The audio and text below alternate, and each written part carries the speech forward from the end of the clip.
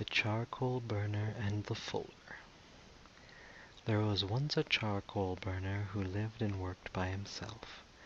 A fuller, however, happened to come and settle in the same neighborhood, and the charcoal burner, having made his acquaintance and finding he was an agreeable sort of fellow, asked him if he would come and share his house. "We shall get to know one another better," he said, "and beside, our household expenses will be diminished." The fuller thanked him, but replied, "I could not think of it, sir. Why, everything I take such pains to whiten would be blackened in no time by your coal."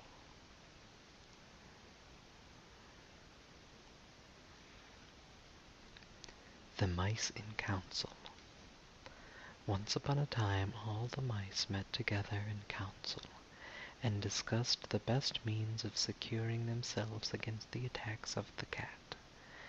After several suggestions had been debated, a mouse of some standing and experience got up and said, "I think I have hit upon a plan which will ensure our safety in the future, provided you approve and carry it out. It is that we would fasten a bell around the neck of our enemy the cat, which will by its tinkling warn us of her approach."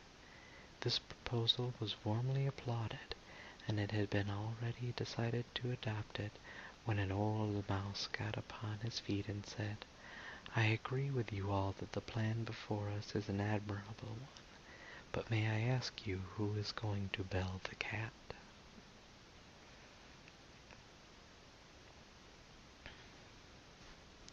The Bat and the Weasels. A bat fell to the ground and was caught by a weasel, and was just going to be killed and eaten when it begged to be let go. The weasel said he couldn't do that because on principle he was an enemy of all birds. "Oh, but," said the bat, "I am not a bird at all. I am a mouse." "So you are," said the weasel. "Now I come to look at you." And he let it go. Some time after this the bat was caught in just the same way by another weasel, and, as before, begged for its life. "No," said the weasel, "I never let a mouse go by any chance." "But I am not a mouse," said the bat. "I am a bird." "Why, so you are," said the weasel, and he too let the bat go. Look and see which way the wind blows before you commit yourself. The Dog and the Sow. A dog and a sow were arguing, and each claimed that its own young ones were finer than those of any other animal.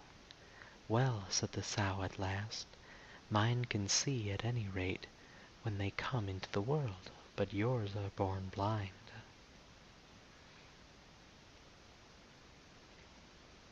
The Fox and the Crow. A crow was sitting on a branch of a tree with a piece of cheese in her beak, when a fox observed her and set his wits to work to discover some way of getting the cheese. Coming and standing under the tree, he looked up and said, "What a noble bird I see above me! Her beauty is without equal. The hue of her plumage is exquisite. If only her voice is as sweet as her looks are fair, she ought without doubt be the queen of the birds." The crow was hugely flattered by this, and just to show the fox that she could sing, she gave a loud caw. Down came the cheese, of course, and the fox, snatching it up, said, "You have a voice, madam, I see. What you want is wits." The Horse and the Groom. There was once a groom who used to spend long hours clipping and combing the horse which he had charge, but who daily stole a portion of his allowance of oats and sold it for his own profit.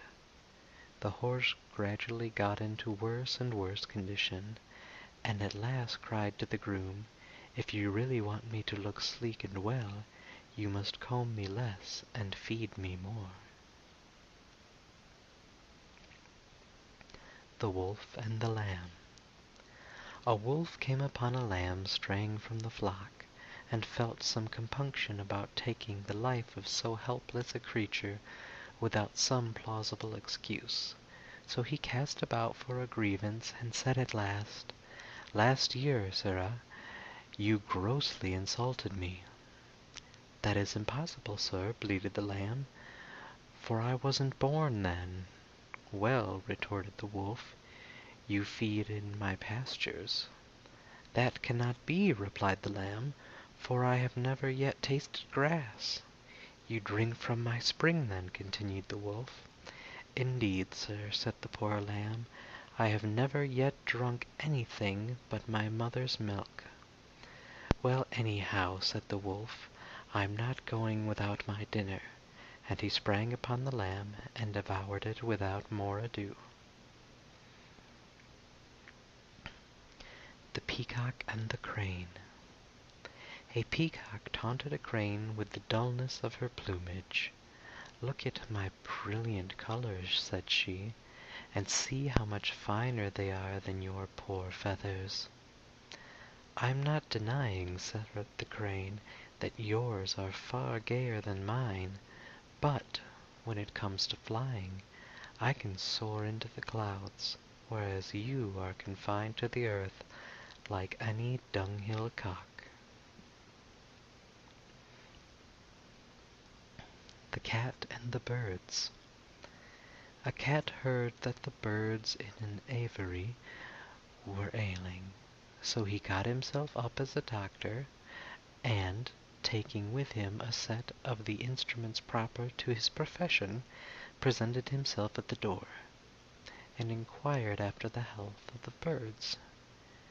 "We shall do very well," they replied, without letting him in, "when we've seen the last of you.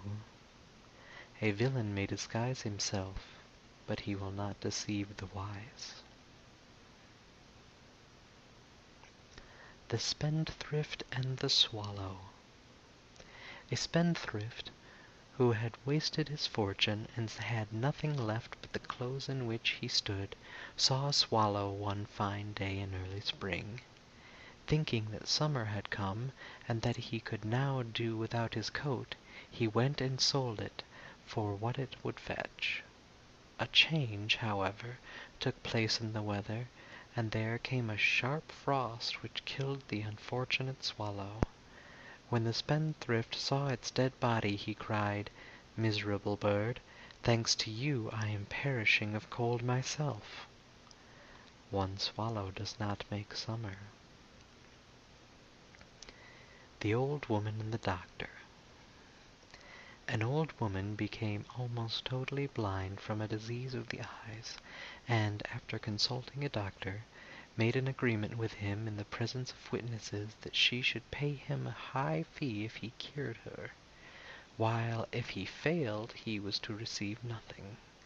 The doctor accordingly prescribed a course of treatment, and every time he paid a visit to her, he took away with him some article out of the house, until at last, when he visited her for the last time, and the cure was complete, there was nothing left. When the old woman saw that the house was empty, she refused to pay him his fee, and, after repeated refusals on her part, he sued her before the magistrates for payment of her debt.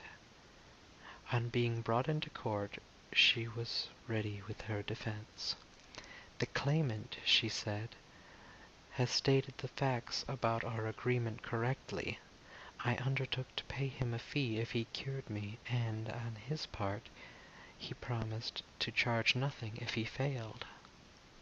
Now he says I am cured, but I say that I am blinder than ever, and I can prove what I say.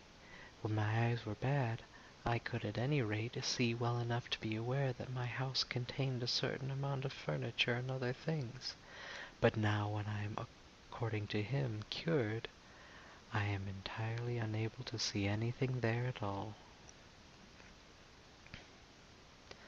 The Moon and her Mother. The Moon once begged her mother to make her a gown. "How can I?" she replied. There's no fitting your figure. At one time you're a new moon, and at another you're a full moon, and between whiles you're neither one nor the other. Mercury and the Woodman. A woodman was felling a tree on the bank of a river, when his axe, glancing off the trunk, flew out of his hands and fell into the water. As he stood by the water's edge lamenting his loss, Mercury appeared and asked him the reason for his grief. And on learning what had happened, out of pity for his distress, he dived into the river, and bringing up a golden axe, asked him if this was the one he had lost. The woodman replied that it was not, and Mercury dived in a second time, and, bringing up a silver axe, he asked if this was the one. "No, that is not mine either," said the woodman. Once more Mercury dived into the water and brought up the missing axe. The woodman was overjoyed at recovering his property, and thanked his benefactor warmly. The latter was so pleased with his honesty that he made him a present of the other 2 axes. When the woodman told the story to his companions, one of these was filled with envy of his good fortune, and determined to try his luck for himself. So he went and began to fell a tree at the edge of the river, and presently contrived to let his axe drop into the water. Mercury appeared as before, and, on learning that his axe had fallen in, he dived and brought up a golden axe, as he had done on the previous occasion. Without waiting to be asked whether it was his or not, the fellow cried, "That's mine, that's mine," and stretched out his hand eagerly for the prize. But Mercury was so disgusted at his dishonesty that he not only declined to give him the golden axe, but also refused to recover for him the one he had let fall into the stream. Honesty is the best policy. The Ass, the Fox, and the Lion. An ass and a fox went into partnership and sallied out to forage for food together. They hadn't gone far before they saw a lion coming their way, at which they were both dreadfully frightened. But the fox thought he saw a way of saving his own skin, and went boldly to the lion and whispered in his ear, "I'll manage that you shall get hold of the ass without the trouble of stalking him, if you'll promise to let me go free." The lion agreed to this, and the fox then rejoined his companion, and contrived before long to lead him by a hidden pit, which some hunter had dug as a trap for wild animals, and into which he fell. When the lion saw that the ass was safely caught and couldn't get away, it was to the fox that he first turned his attention, and he soon finished him off, and then at his leisure proceeded to feast upon the ass. Betray a friend, and you'll often find that you have ruined yourself. The Lion and the Mouse. A lion asleep in his lair was waked by a mouse running over his face. Losing his temper, he seized it with his paw, and was about to kill it. The mouse, terrified, piteously entreated him to spare its life. "Please let me go," it cried, "and one day I will repay you for your kindness." The idea of so insignificant a creature ever being able to do anything for him amused the lion so much that he laughed aloud and good-humoredly let it go.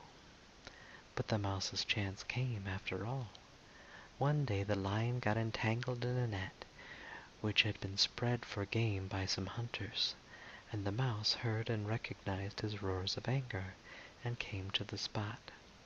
Without more ado it set to work to gnaw the ropes with its teeth, and succeeded before long in setting the lion free. "There," said the mouse, "you laughed at me when I promised I would repay you, but now you see, even a mouse can help a lion." The Crow and the Pitcher. A thirsty crow found a pitcher with some water in it, but so little was there that, try as she might, she could not reach it with her beak, and it seemed as though she would die of thirst within sight of the remedy. At last she hit upon a clever plan. she began dropping pebbles into the pitcher, and with each pebble the water rose a little higher, until at last it reached the brim, and the knowing bird was enabled to quench her thirst. Necessity is the mother of invention. The Boys and the Frogs. Some mischievous boys were playing on the edge of a pond, and, catching sight of some frogs swimming about in the shallow water, they began to amuse themselves by pelting them with stones, and they killed several of them. At last one of the frogs put his head out of the water and said, "Oh, stop, stop, I beg of you! What is sport to you is death to us."